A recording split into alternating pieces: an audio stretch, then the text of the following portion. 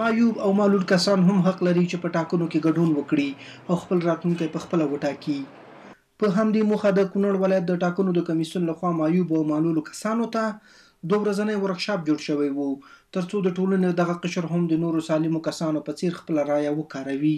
راتلونکي رئیس جمهور نه داخله ده پاینده کې خدای چې د خدای کامیاب کړو که هر څوک چې هغه ځان سره د معلولینو وروڼو لپاره یو مشاور وزیر ونیسي او باید چې ټول افغانستان کې کوم رسنۍ چې معلولین وروڼه دي هغه رئیس باید چې معلولي موږ دغه چا نه چې دا منتخب شوي دي او یا هغه رئیس دولت شي موږ د هغې نه دا غواړو چې د افغانستان د خلکو د امنیت او د سولې او د خدمتونو جوګه وګرځي. په دغه ورکشاپ کې یو زیات شمېر معیوبو میرمنو هم ګډون کړی و.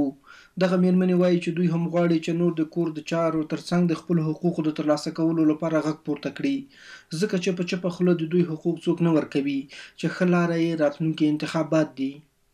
د ټولو وکیلانو او رئیس جمهورانو مې دا هیله ده چې باید د ټولو معیوبینو سره کومک وکړي باید خپل حقو ته په خپل وخت باندې ورکړل شي. ټولو هغو خویندو ته مې دا پیغام دی چې راشي خپل انتخابات کې برخه واخلي. د کونړ په ولایت کې دا مهال سلګونه داسې معیوبین اوسېږي چې په روانو ناخوالو کې زیانمن شوي دي.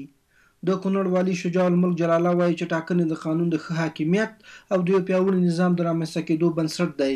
که چیرې ښې او سراسري ټاکنې ولرو د ټولنې هر قشر به له خپلو حقوقو څخه برخمن وي. په دې انتخاباتو کې خوشبختانه چې د نورګل سړی کولی شي چې په ناړۍ کې ووټ استعمال کړي او د چپې درې سړی کولی شي چې په دانګام کې استعمال کړي. په داخل د ولایت کې کوم مشکل نشته که دغه سایډونه انتقال شي نو کولی شي چې هغه خلک یا بازار ته راغلي یا خپل ضرورت دپاره یې راشي او رای استعمال کړي. لیکن هغه ځایونو کې چې نارامه منطقې دي هلته که موږ د حکومت په زور باندې او په امنیتي ارګانونو په قوت باندې یا په هوایي قوت باندې موږ بکسونه ویسو څوک به حاضر نه شي هغه محدودو دغه ته.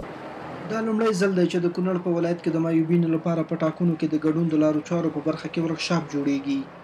د یادولو وړ ده چې په دغه ولایت کې د معیوبینو لپاره د رای ورکولو د کارتونو ځانګړي ځایونه په پام کې نیول شوي وو او یو زیات شمېر به یې په راتلونکو انتخاباتو کې ګډون وکړي. احمد ولي یوسفزی، امریکا غږ اشنا تلویزیون، د کونړ ولایت.